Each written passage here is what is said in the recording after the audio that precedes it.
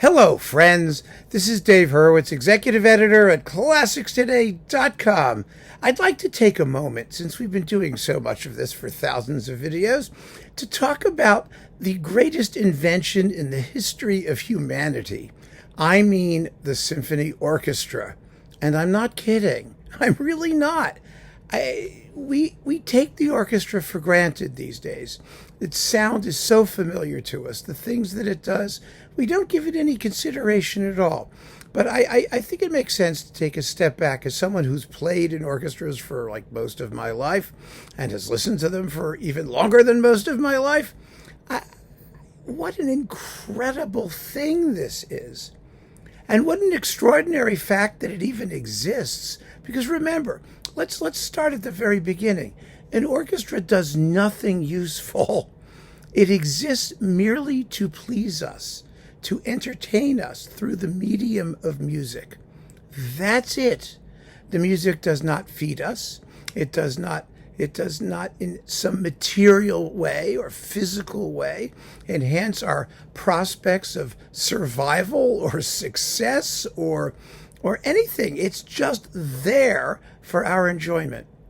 And when you consider that such a huge, complicated, variegated, flexible assemblage of instruments and people is there purely for our enjoyment, you would have to come to the conclusion, I think, that either mankind is completely insane and just devoid of common sense, or there's something else at work, something deeper, and I mean, some people might say spiritual, but I would say probably a cultural imperative to appreciate and encounter and savor and interact with musical beauty in its highest and best forms.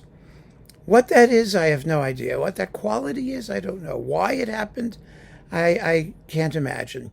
I mean, you could say it was a bunch of, lazy aristocrats who had too much time on their hands and were trying to, outdo the next door branch of lazy aristocrats with too much time on their hands.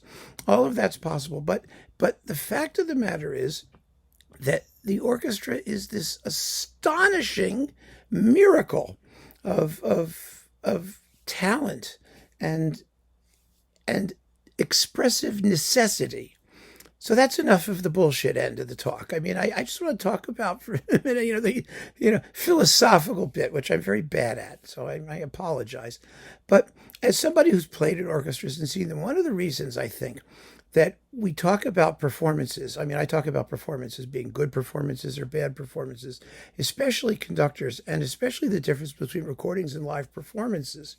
And one of the things I've always insisted as a critic is that it makes very little sense to review live performances because live performances are almost invariably wonderful.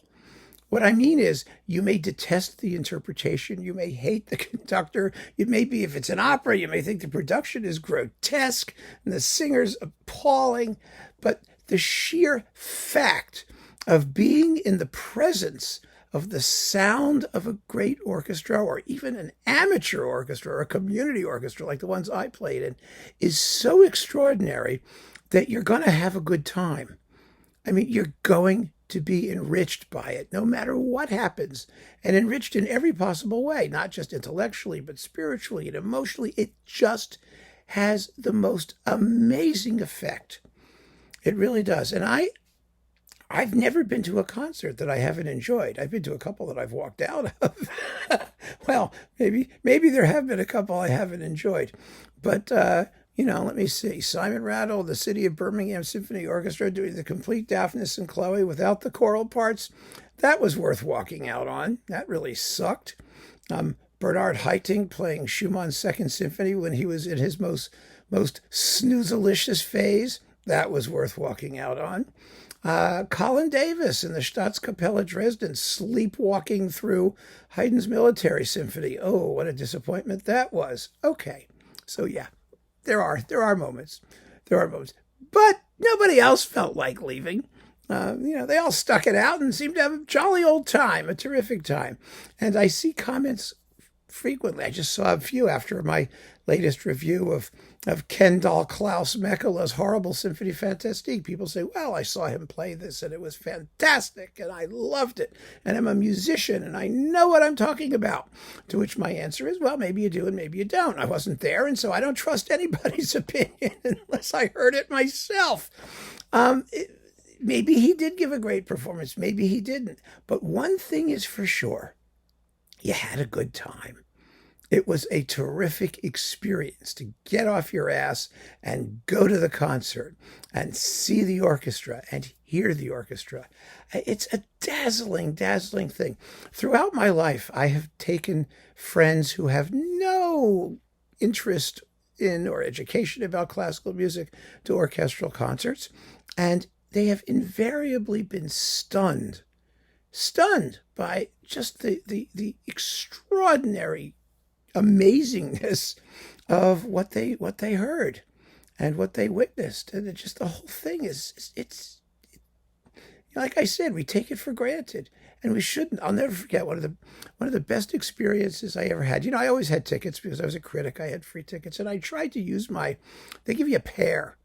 You got to have someone to go with. And if you're not married, which I'm not, or you're not dating, which I sometimes was and sometimes wasn't, you usually are looking for somebody to go with. And when I was at work, I would just ask anybody who was interested if they'd want to see a concert, because most people have a certain curiosity about these things and they're willing to go. And I'll never forget, I took a friend of mine from work, or an associate, a colleague, someone I wasn't even terribly friendly with, but we just had nothing to do, and so he was willing to come.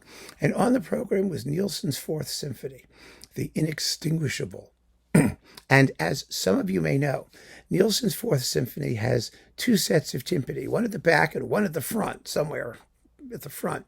And in the last movement, they have a duel. They slog it out. There's a battle between these two sets of timpanis going completely nuts. And, and the whole symphony plays without a break, and it's about 35 minutes long. And, one of the things that a lot of people hesitate about is that, large works in classical forms tend to be lengthy. Most people's experience of music is the song, something that's no more than 3 or 4 minutes, or maybe a film score or some sort of background music to something. But basically, the unit of music that we mostly digest is rather small.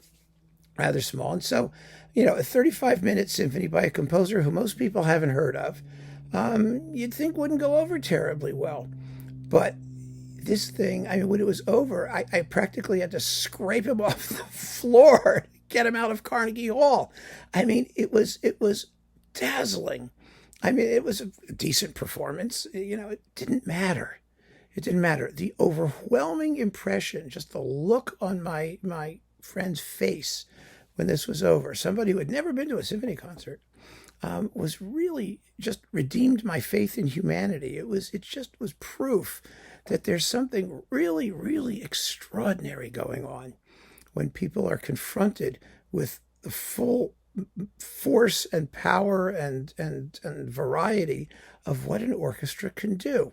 Of course, Neielsons' Fourth is a particularly exciting example of what an orchestra can do, but wow, it was special. It was so, so special. And, so I actually am skeptical, very skeptical of people who talk about how fabulous concerts were, because in my view, they're all fabulous. The fact that they exist is fabulous. You just go and wallow in it, and it's amazing. And if you know the music very well, you may like or not like what you heard, but you love what you're hearing when you're hearing it. You can't get around it. You just can't avoid it unless you've trained yourself to be a misanthropic, miserable, unpleasant, skeptical, naysaying nihilist. It's the only way you get away with it. Come on. So one of the great joys of doing this for me has been to talk about, the wonderment that is the symphony orchestra. One of the great proponents of orchestral sounds, will come as no surprise, was Beerios, because Beerios was the world's first great composer / orchestrator. In so many ways. Actually, Heiden was. Haydn was the first great everything. But, It's interesting to look at composers like Heiden and Berios and why they became such great orchestrators, and masters of this. In Haydn, it was the nascent orchestra, the evolving orchestra, and Berlioz, the full romantic orchestra. It was probably because both of them really weren't experts on any one instrument. Haydn was a drummer. I mean, Haydn played timpani. And of course he played piano and he played violin. And as he became a composer, he had to learn how to do all of those things. He was very well trained in music, ultimately, either by himself or by the horrible people who beat little boys doing whatever they had to do musically. He was a boy soprano. He was a singer. So, he had an all-around musical training. But from his childhood, he was a peasant and he played the drum. And that was his thing. And so he was fascinated by all of the instruments. And when you listen to Haydn, you hear this fascination with orchestral color and timbre and all the things that he can make them do. And Berlioz was like that too. Berlioz was a guitarist, believe it or not. That's the only thing he played with any sort of facility, apparently. And so the orchestra was his instrument.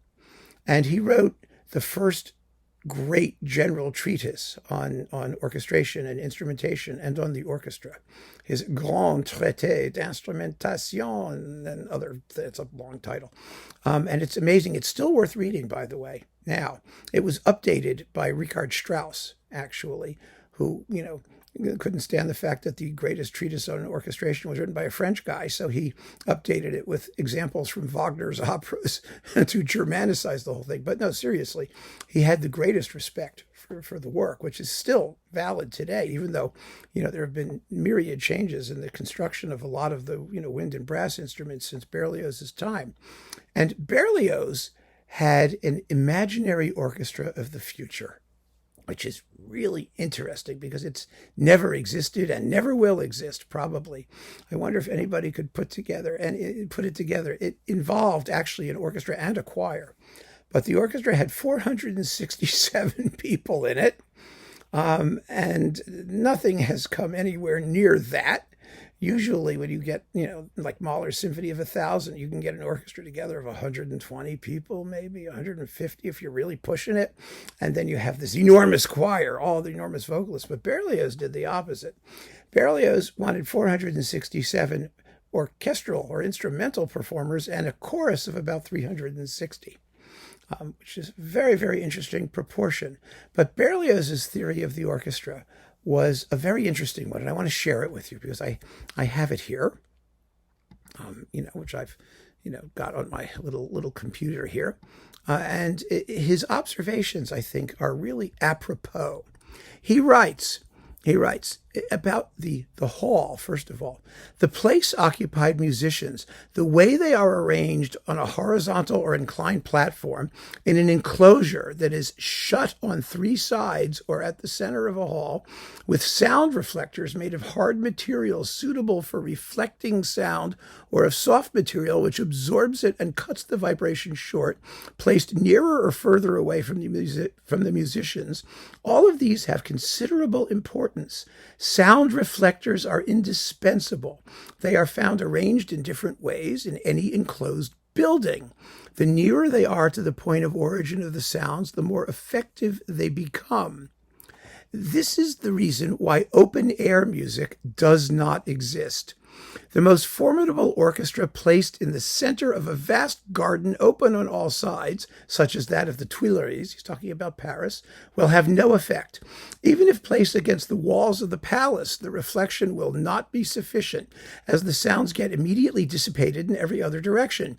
An orchestra with 1,000 wind instruments and a chorus of 2,000 voices, if placed in an open plain, will not have 1/20th of the musical effectiveness of an ordinary orchestra of 80 musicians and a chorus of 100 voices carefully arranged in the hall of the conservatoire.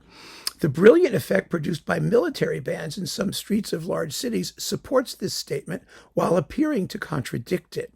In this case, the music is not actually in the open air, The walls of the tall houses to the right and the left of the streets, the rows of trees, the facades of the large palaces and neighboring monuments all serve as reflectors. The sound reverberates and circulates actively in the narrow space between them before escaping through the spaces left open. But if the military band continues to march and perform as it moves on and leaves a large and reverberant street of this kind to emerge into a plain devoid of trees and buildings, the sounds immediately evaporate. The orchestra vanishes and there is no music. So I love this description, this explanation, because it talks about the orchestra not just as a bunch of musicians all zipping around, but musicians in a space. An orchestra is a machine in its way. It needs a housing. It has to be situated to make an optimal effect. And that's, Berlioz was in a position to understand all of these things. Obviously, he really knew about huge public events. God knows his Grand Symphony Funèbre Triomphale or his Requiem written for these vast spaces and calculated for them. So it's very interesting, again, to return to sort of first principles. You have a bunch of people. They have to be in a room that ideally reflects the sound, that puts them together. That's part of the orchestra, really. Part of the music is the acoustic space. And for this space, Berlioz devised what he considered to be the perfect orchestra of the future. And I want to tell you what it consists of. The 467 instrumental players. Really, it's really quite something. And this is a very famous, imaginary orchestra. It's been cited many times, but it's just fun to consider it for what he thinks it could be, because he thought very hard about how to do it. It consists of, you ready? 120 violins divided in 2, 3, or 4 parts, 40 violas divided optionally into first and seconds, at least 10 of which would at times play the viola d'amour. My God, 45 cellos divided into firsts and seconds, 18 double basses with 3 strings tuned in fifths, because some of you may not know this, basses come in a couple of varieties. 3 strings, 5 strings, 4 strings, depending on what they can do. It's rather interesting. Let's see. 4 octo basses. Well, an octo bass is a double bass. Actually, in order to play one, you have to sort of sit on a ladder because they're huge, and your hands are, they're not very practical, but they're an octave lower than the double basses that we know today. And then 15 double basses with 4 strings tuned in fourths. This is so that you can get the fullest range of low notes to underpin your orchestra. 6 flutes, 4 flutes in E flat, incorrectly known as flutes in F for some reason. 2 piccolos in D flat, incorrectly known as piccolos in E flat. 6 oboes, 6 English horns, 5 saxophones, which had just been invented. 4 tenorins, those are also Adolph sax instruments of some kind.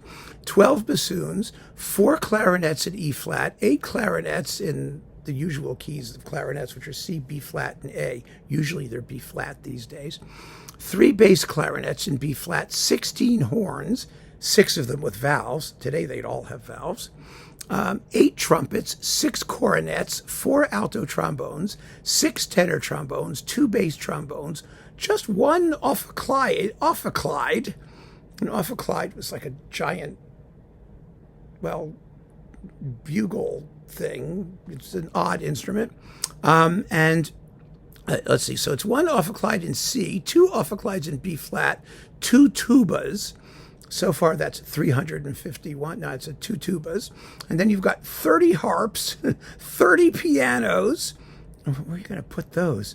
1 very deep organ with at least 16-foot stops, 8 pairs of timpani played by 10 players, 6 drums, 3 bass drums, 4 pairs of cymbals, 6 triangles, 6 sets of bells, 12 pairs of antique cymbals tuned to different pitches. Those are crotales, actually. Berlioz used them in the Queen Mab scherzo of Romeo and Juliet, in case you're curious.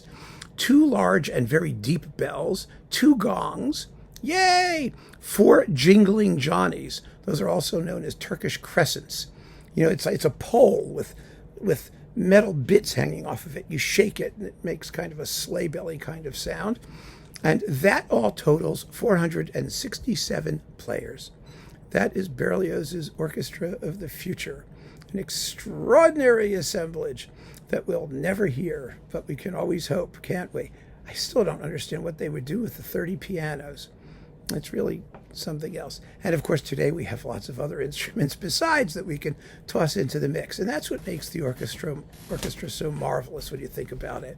I mean, every constituent as it exists today consists of a world of musical instruments that it's not just like Western music. I mean, the cymbals and bass drum are Turkish and the gongs are East Asian. The percussion particularly come from all over the world. But so do other instruments, flutes, which exist in every culture, stringed instruments exist in every culture. There's something about that orchestra that just somehow summarizes, I think, the best and highest aspirations. Oh my God, what was that? Cat did something. The best and highest aspirations of human beings. It's a marvel. It's a marvel, and I love it to death, and it's a thrill to be able to talk about it and share my love of it with you. And thank you for sharing your love of it with me. So keep on listening, friends. Thanks for joining me. Take care.